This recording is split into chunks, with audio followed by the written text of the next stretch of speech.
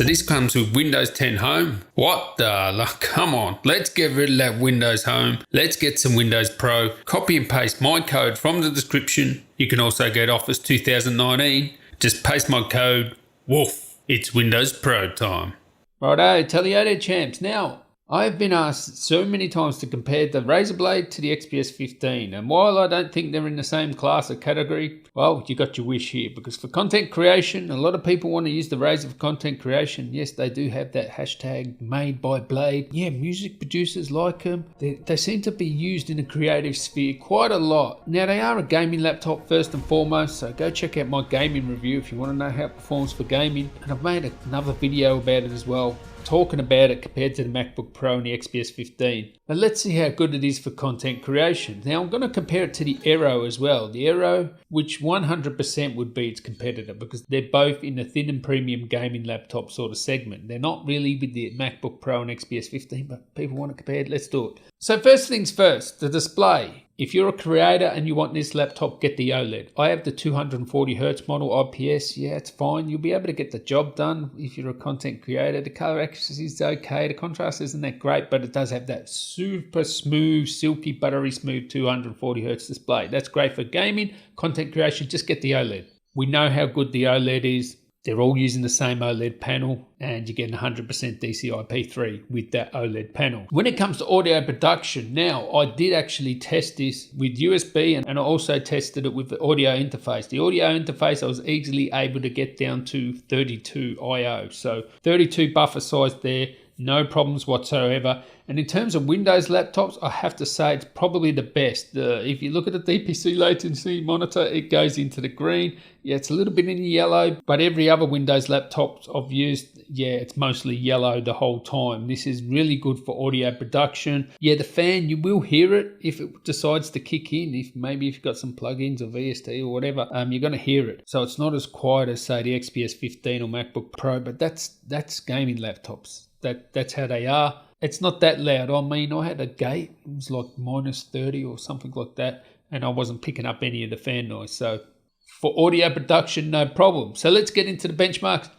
Now, the Razer does come with the -100 millivolt out of the box. All these scores here are the -100 millivolt, so they're all undervolted, pretty much the same. Now this is After Effects, and this tests everything. It tests rendering, it tests preview, it tests tracking, all sorts of things. Top left hand side you have the Aero, top right hand side you have the XPS 15, and the bottom left hand side is the Razer. Now the Razer has an RTX 2080 Max-Q. They all have the same CPUs, the i7-9750H, and the Aero has an RTX 2070 Max-Q. XPS 15 has a GTX 1650. They all have the same RAM here. You will be able to actually get better scores if you have 32 gigs versus 16. And randomly on the bottom right hand side, that's an eGPU with an AMD 5700 XT. So it's random, but that's how the Razer will perform with an eGPU 5700 XT. So you can see there, it's not really worth it. You're really going to have to get a 2080 Ti desktop to even match what it has inside already. So you can see here the scores are lower than the Aero, even though the Aero has an RTX 2070 versus RTX 2080 on the Razer.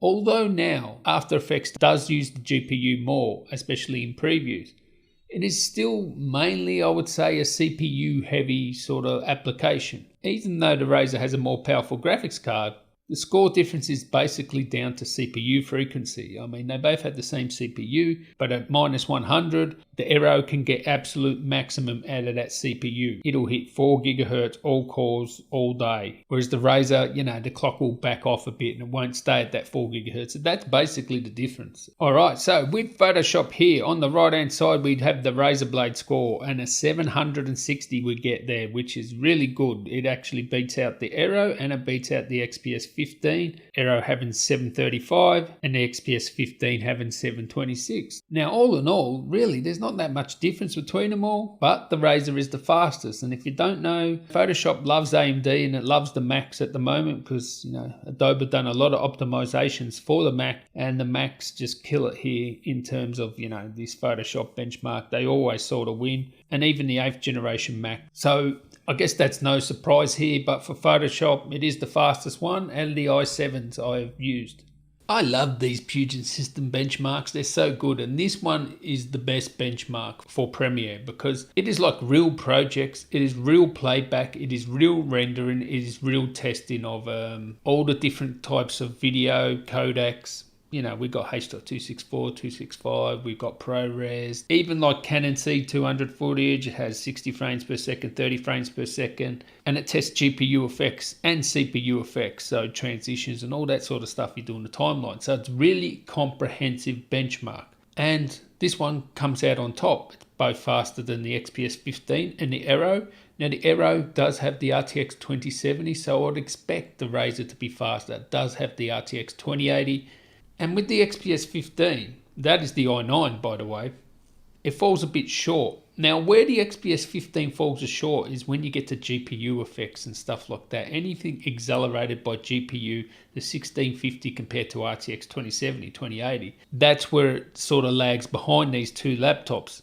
That being said, if all you're doing is what most people do, H.264, 30 FPS or even 60 FPS, and you don't load up the GPU effects or whatever until the end of the project, you're going to get a great performance with the XPS. I have no problems editing 4K with transitions, whatever, color correction, grading, anything like that. But of course, if you start loading up GPU effects or anything that hits the GPU Aero, and of course this Razer Blade, which is the fastest one here, of the i7s I've tested, great for video editing. And of course, this translates into Resolve and stuff like that. Like Resolve that uses the GPU quite a lot. You know, the RTX 2080 in the Razer is going to kill it. And with Avid, I haven't even tested Avid ever, so I'll have to test that. But anyway, the projects I was talking about that all these laptops crush is this project here. It's just one of my normal projects. It's 4K, H.264, 100 megabits per second. Some transitions in there, color grading, whatever. And this is just the render time, so it's not a playback. They all play it back, no issue whatsoever. They just laugh at playing back this 4K project at full. And you can see, yeah, it's competitive, right? It does a good job in rendering, hardware encoding, software encoding. So anyway, that's it. I just wanted to quickly do it. Just throw it out there so you can see for content creation how the Razer is. Catch you in the next one, guys. Tally ho.